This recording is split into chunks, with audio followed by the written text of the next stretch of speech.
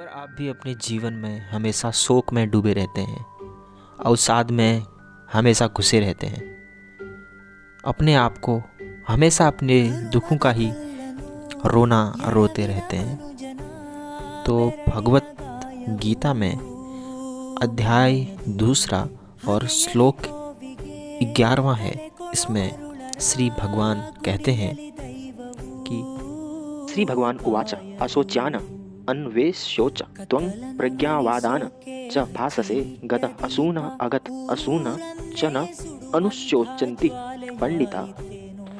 श्री भगवान ने कहा, तुम पांडित्यपूर्ण वचन करते हुए उनके लिए शोक कर रहे हो जो शोक करने योग्य नहीं है। जो विद्वान होते हैं वो ना तो जीवित के लिए और ना ही मृत के लिए शोक करते हैं। इसका तात्पर्य क्या है? अर्जुन को श्री कृष्ण भगवान क्या बताना चाह रहे हैं? अर्जुन तो एक माध्यम है, उस माध्यम के जरिए पूरे संसार को क्या संदेश देना चाह रहे हैं कि वहाँ पर भगवान ने अपने शिष्य को अप्रत्यक्ष मूर्ख कह दिया, इनडायरेक्टली मूर्ख कहकर थोड़ा डांटा। उन्होंने कहा, तुम विद्वानों की तरह तो बहुत बातें करते हो, किंतु तुम यह नहीं जानते कि जो विद्वान होता है, जो यह जानता है कि शरीर तथा आत्मा क्या है, वह किसी भी अवस्था में शरीर के लिए, जो ये भौतिक शरीर है इसके लिए, चाहे ये तो जीवित हो, चाहे तुम जीवित हो या फिर यह शरीर मृत हो जाए, कभी भी शोक नहीं करता।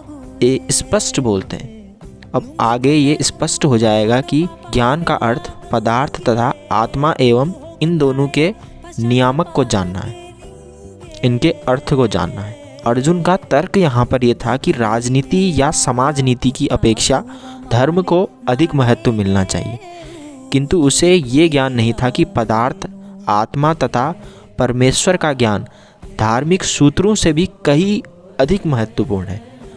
और चूंकि उसमें इस चीज़ का अभाव था, इस ज्ञान का अभाव था, अतः उसे विद्वान नहीं बनना चाहिए था।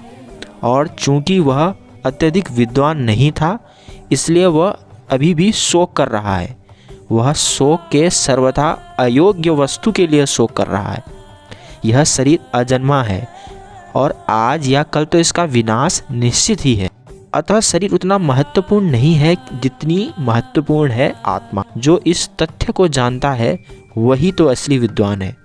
और उसके लिए फिर अगर वो इस अर्थ को जान ले, इस भेद को जान ले, फिर उसके लिए शोक का अब कोई कारण ही नहीं रहता।